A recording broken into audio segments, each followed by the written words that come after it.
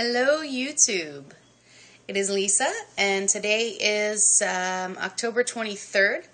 So I am just over 9 months post-op, and I know that I didn't actually post my 8-month video last month, but since I did post the traveling with the sleeve video, I figured I could forego a month. So I just wanted to kind of check in with you guys and let you know how I'm doing and tell you what's been going on with me, and a couple other things that I've noticed work really well with the sleeves. So with that being said, I will give you my 9-month stats, and those are, as of right now, about 5 minutes ago actually, I am down to 170. So I am 108 pounds down, and I think the last time I shot a video I was 180 something, so I've lost a little over, or no, I think 185, so I think I've lost about 15 pounds since the last time you guys saw me, and you can kind of see it. My arms, if I go like this, are pretty okay, but as you can see, my glorious bat wings, they don't look so great from the side, but I have a consult with a plastic surgeon next month, I think on the 8th, to see about getting all that taken care of. So I know it's going to be a while before I go for surgery for my plastics to get, of course, the bat wings removed, and then the lower body lift and the tummy tuck for this mess right here, which I'll show you in a minute. It's kind of changed a little bit. But I definitely just want to go and see what the surgeon says. Also, you know, excess skin and all that stuff is going to, of course, weigh something. So I don't want to lose too much weight before I have the surgery and then be like anorexic after my plastics. So the plan is to figure out how much the doctor thinks the excess skin weighs, and then to kind of either stop losing if I can do that, or try and find a good maintenance point to where when I have my plastics, I won't be anorexic looking.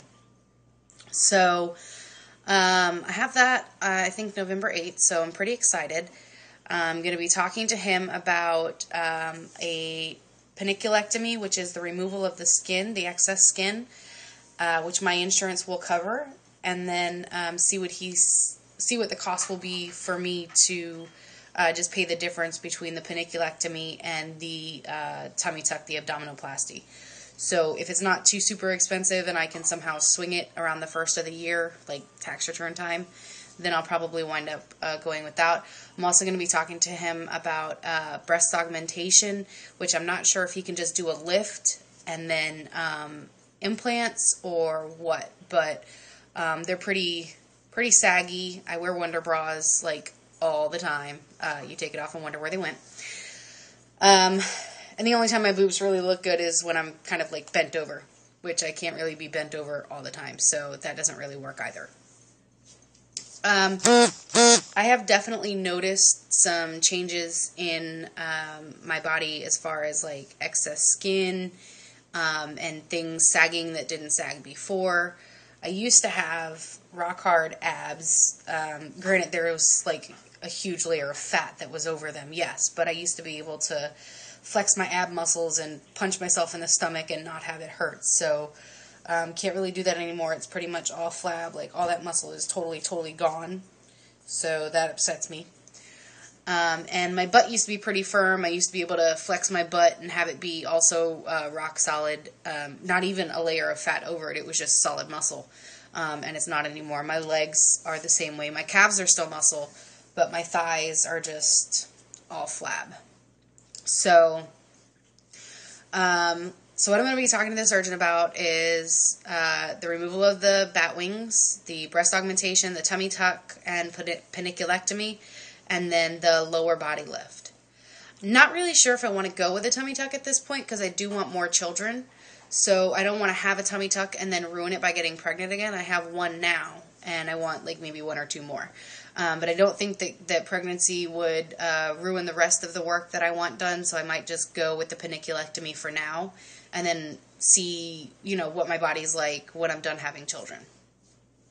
So, other than that, a couple things I wanted to talk to you guys about with the sleeve and some things that I have found really super helpful. The last video I did where I was talking about traveling with the sleeve, I don't know if I mentioned this or not, but I do a lot of bulk cooking or, you know, make a lot of freezer meals and things like that. And I found that to be super, super helpful to keep me on track with my eating. Especially since I have discovered that I am able to eat carbs again, which was like the worst thing ever that I could discover because I'm a total carb freak. I was never a sweets person, never have been. And I wasn't like really a fan of fried foods or anything like that. Burgers, hate beef. But I've always been a carb person. I'm Italian, so pasta, bread, potatoes, it's in my blood. It's what we do. So I've had to really watch myself, and it's hard when you're a single parent and you work full time, and I have a part-time job as well, so I work about 60 hours a week. I work 7 days a week, and it's really hard to not just swing through the drive-thru to grab something quick on the way home, or to, you know, when you get home, just make up some spaghetti or some macaroni and cheese, you know, something quick that doesn't take much time, especially when you're trying to get it done so that your 2-year-old doesn't freak out because he's hungry. So with my bulk cooking and my freezer meals, I found that that allows me to make healthy meals and still be carb conscious. And they're super, super simple because literally once I get home, all I have to do is just reach in my freezer, and I keep them in little Ziploc sandwich bags labeled with what it is and the date that I made it, so that this way I know that, you know, it's fresh.